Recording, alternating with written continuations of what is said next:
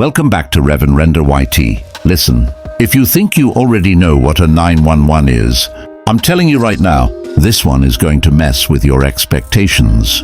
Because today's video is the 2026 Porsche 911 review. The legend just leveled up. And there's one change on this car that sounds small, but it completely changes how it feels on the road. And by the end of this video, you're going to know if the new 911 is still the one car you'd keep if you could only have one, or if Porsche finally made it a little too civilized. Alright, walk with me. First impressions matter, and the 2026 911 still hits you with that instant recognition.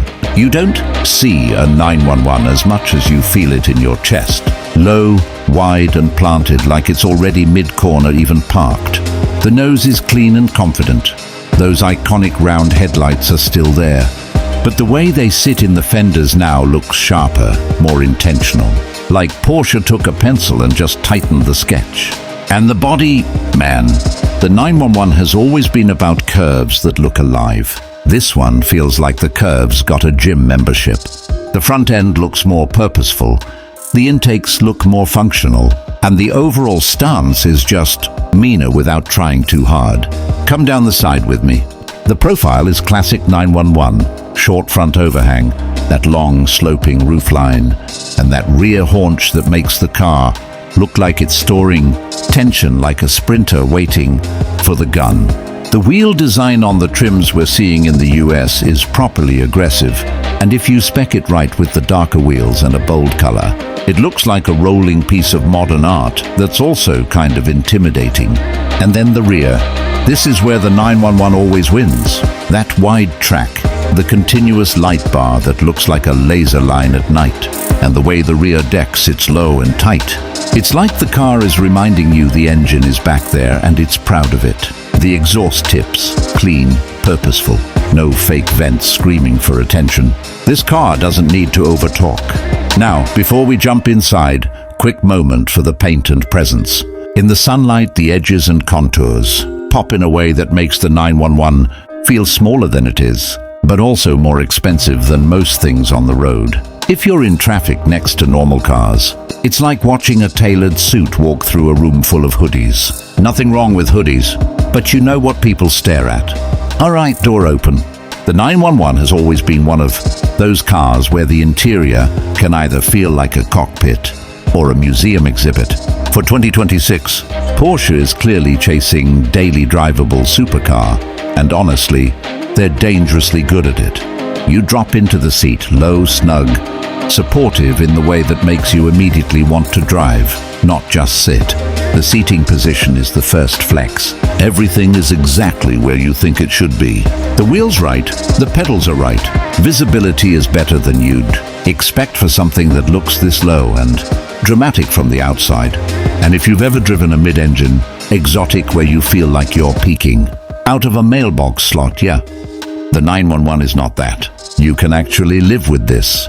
Materials? It's Porsche. The leather feels thick, the stitching is precise, and the touch points matter. The switchgear clicks like it's been engineered by people who hate cheap plastic with a personal passion. Now let's talk real-life comfort, because this is where a lot of sports cars fall apart. The seats in the 911, especially if you get the more supportive buckets, can look intense, but they're surprisingly road trip friendly. You can do 2 hours without shifting around like you're trying to find the least painful position. And if you go with the more comfort-oriented seats, it becomes even easier to daily. Tech is clean, fast and modern without turning the cabin into an iPad store. You've got a crisp central screen, good responsiveness, and the kind of layout that doesn't make you hunt through 5 menus just to turn on a heated seat. It's still a driver-first cabin. Porsche's whole vibe is, you're here to drive, not you're here to scroll. And usability, this is the underrated part. There are actual cup holders that are usable. There's decent storage for small stuff. The front trunk will take a couple bags. And yes, the back seats are still technically seats. Are adults going to be happy back there? No. Are kids going to fit? Absolutely. Are those rear seats perfect for a backpack, camera gear, a jacket? or the kind of random life stuff you don't want sliding around? 100%. It's like Porsche built you a little real-life area in the back. Now let's talk real-life comfort, because this is where a lot of sports cars fall apart. The seats in the 911, especially if you get the more supportive buckets, can look intense, but they're surprisingly road trip friendly. You can do 2 hours without shifting around like you're trying to find the least painful position. And if you go with the more comfort-oriented seats, it becomes even easier to daily. Tech is clean, fast and modern without turning the cabin into an iPad store. You've got a crisp central screen, good responsiveness, and the kind of layout that doesn't make you hunt through 5 menus just to turn on a heated seat. It's still a driver-first cabin. Porsche's whole vibe is, you're here to drive, not you're here to scroll. And usability. This is the underrated part. There are actual cup holders that are usable. There's decent storage for small stuff. The front trunk will take a couple bags. And yes, the back seats are still technically seats. Are adults going to be happy back there? No. Are kids going to fit? Absolutely.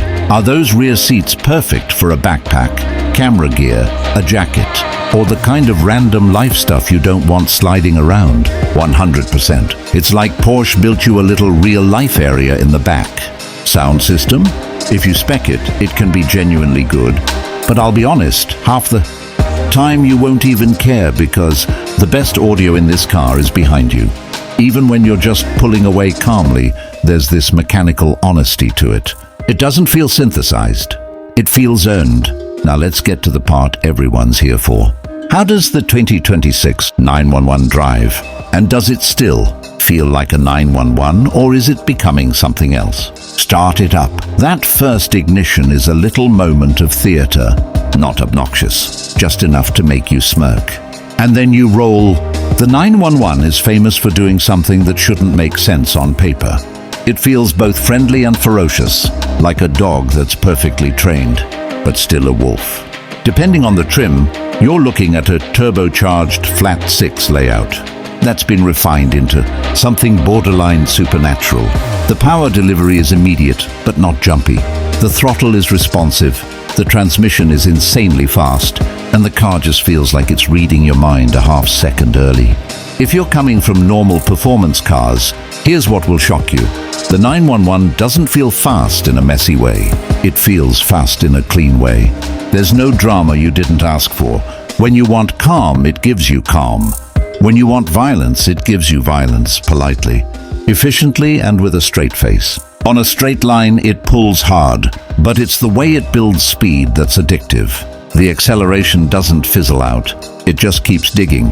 And the stability at speed is the kind that makes you realize most cars have been lying to you about what you planted means. Now the handling, this is the 911 magic trick.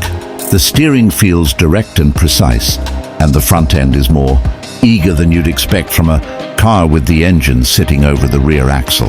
Porsche has been perfecting this formula for decades, and 2026 feels like another refinement of that secret sauce. The car rotates predictably, the grip feels endless, and you always feel like you've got a conversation going with the chassis. The best way I can describe it is this. In a lot of fast cars, you're managing the car. In the 911, you're partnering with it. You're not wrestling, you're dancing. And when you start pushing it, especially through a series of corners, you feel how it just hunkers down and goes. The suspension is firm, but not punishing. In the right mode, it's comfortable enough that you could daily it without hating your life. In the sportier modes, it tightens up like it just heard the word track. Brakes. Strong, consistent, and confidence-inspiring. Pedal feel is solid, and when you start braking late into corners, it stays composed. The whole car feels like it's built to be driven hard without getting weird. Now let's talk fuel efficiency. Because yes, people actually care, even on a 911. In real-world American driving, your mileage is going to depend heavily on how often you summon the boost and how much you pretend you're just being responsible today.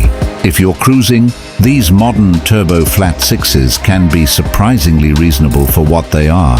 If you drive it like you bought it for a reason, your MPG is going to reflect your personality. Let's put it that way. Highway cruising can be efficient, enough that it doesn't feel irresponsible to road trip. City driving, stop and go, short bursts, lots of one more pull. That's where you'll see it drop. But for the performance you're getting, it's not shockingly bad. Safety and modern driver features are also more present now, which is good and also slightly hilarious. Because nobody buys a 911 because they're scared. But it matters for daily use, and especially for US roads and traffic. You're getting the kind of modern tech you'd expect in a high-end car. Stability systems that are sophisticated, available driver assists, good visibility, and a chassis that's inherently stable when things get sketchy. The big thing with Porsche is it tends to make these systems feel like backup dancers, not the main performer. Now we have to address the elephant in the room. Does it still feel special? Yes, and here's why. A lot of modern performance cars are fast. Some are faster, some are cheaper and give you big horsepower numbers that look great on Instagram. But the 911 isn't chasing numbers, it's chasing feeling. The way it drives makes you want to take the long way home. It makes you plan errands like you're writing a travel itinerary. You start inventing reasons to leave the house. It turns normal days into something that feels a little cinematic. And that's the part you can't put in a spec sheet. Now, let's get real about pricing in the US. Because this is where dreams either become goals or get postponed. The 2026 Porsche 911 in the USA is not an impulse buy. Even at the entry point, you're in serious money territory, and Porsche options can turn a reasonable build into a what have I done. Build real quick. Expect the starting price for a base 911 to land well into six figures in the US market. And once you add common must-haves, wheels, upgraded interior trims, performance packages, premium audio, driver assist tech, you can easily climb tens of thousands higher. Step into the higher trims and performance-focused versions. And you're approaching territory where people start cross-shopping exotics, not just sports cars. And I need to say this clearly. Porsche's option structure is both genius and slightly evil. The car can be configured to feel like a relatively clean, classic driver's 911, or it can become a full-spec, attention-grabbing, near-supercar weapon. And your wallet will feel every decision. So who is this car actually for? And honestly, it's also for someone who wants a car that holds its value better than most performance cars. Because the 911's reputation in the US market is strong, demand stays high and the badge actually means something. Now, if you're the type who wants the loudest, flashiest car with the most dramatic presence, there are other options.